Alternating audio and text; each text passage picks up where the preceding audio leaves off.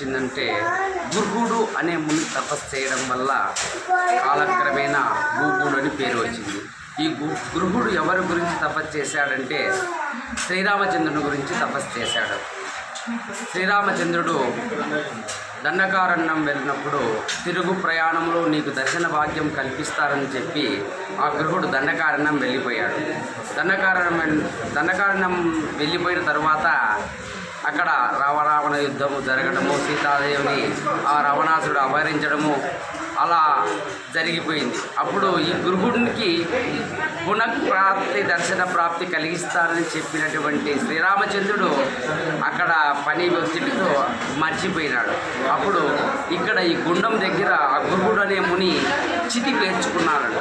అగ్నికి ఆహుతి కావాలనే ఉద్దేశంతో ఆ శ్రీరామచంద్రుడి దర్శన భాగ్యం లేనప్పుడు నేనెందుకు జీవించాలనే ఉద్దేశంతో అక్కడ చితి పేర్చుకున్నాడంట.